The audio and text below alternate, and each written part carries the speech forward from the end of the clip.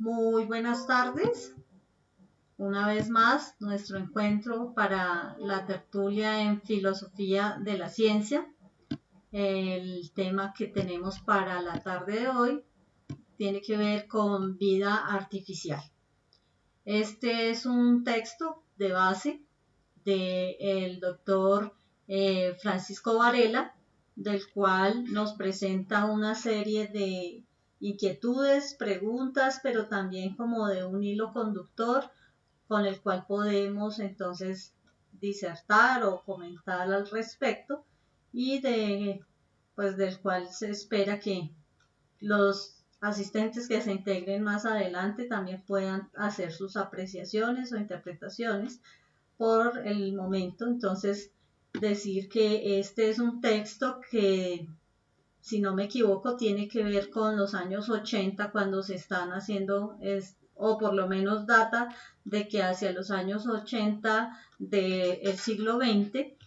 se empieza ya a hablar de lo que es o a preguntarse de qué es la vida artificial. Y esta es apenas una idea de la cual emergen luego unas futuras disciplinas que aparecen como una respuesta a esta pregunta, como una alternativa o con la promesa de que con estas nuevas disciplinas se pudiera resolver muchos problemas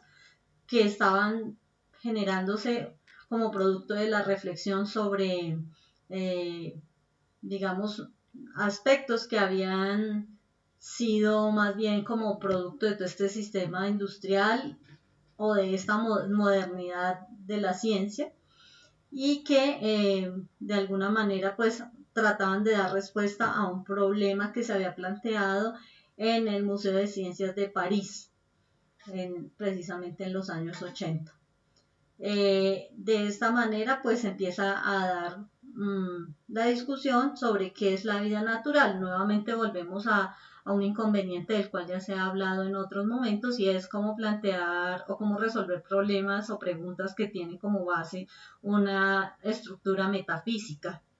La misma estructura de la pregunta que nos plantea el autor de qué es la vida natural o qué es la vida artificial, pues nos pone ya en estos problemas de los que habíamos antes eh, hecho como una precisión y que más este tipo de preguntas nos lleva más a un problema de tipo metafísico. Yo les propondría que tomáramos en cuenta otra de las preguntas que plantea allí y es cuáles son esas características de lo viviente o de lo que podría mostrarse como características de lo viviente. Con lo cual consideramos ya que este tipo de preguntas a partir de cómo abordar funciones o características, pues nos darían una salida más como más aterrizada de acuerdo a lo que ya veníamos hablando en las tertulias anteriores. Sin embargo, si esta pregunta de qué es la vida artificial quiere ser de pronto más desglosada para hacer esa distinción entre el primer tipo de preguntas sobre el que con respecto a las preguntas del cómo, pues podría ser una ayuda también para siempre hacer de aclaración o precisión para quienes nos escuchan. Entonces, este es el preámbulo además de 5 ejes temáticos que plantea el autor sobre la compartimentación, robot experto o bebé experto, es otra pregunta, la reproducción es una consecuencia, la constitución de identidad y el jugador de ajedrez no es nada. Esto es como una invitación de parte del autor a cómo adentrarnos en temas sobre los cuales él nos está invitando a hacer una reflexión. Entonces abro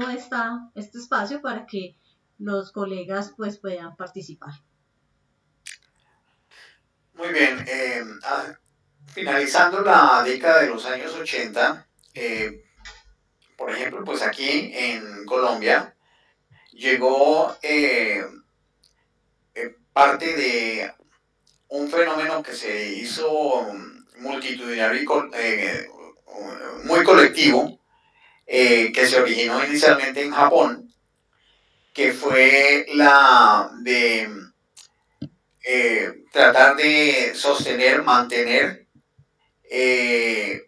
una especie de mascotas de tipo electrónico,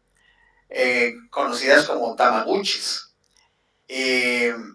Incluso los niños los llevaban a los colegios, los niños que podían, pues por supuesto, sus padres conseguir estos dispositivos y tenía el comportamiento de un sistema que era no autorreplicante, pero sí eh, tenía las características de tener un sistema que era autoajustable y lo que había que hacer era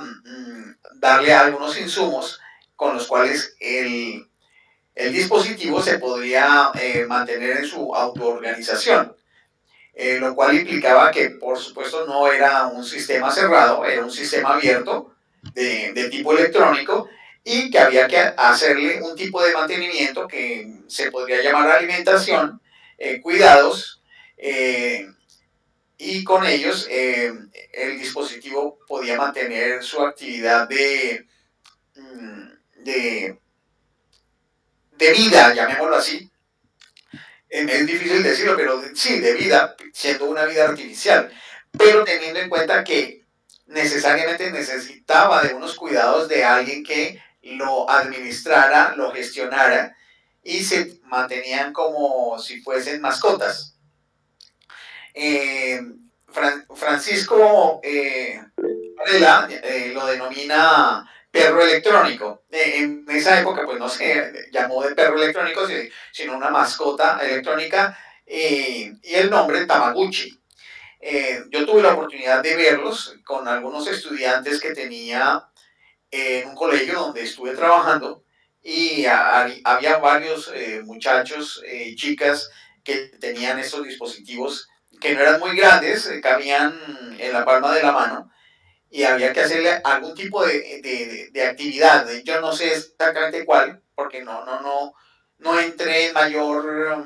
interés, pero había que hacer una serie de actividades para mantenerlos justamente en actividad de gestión vital, por decirlo de alguna manera.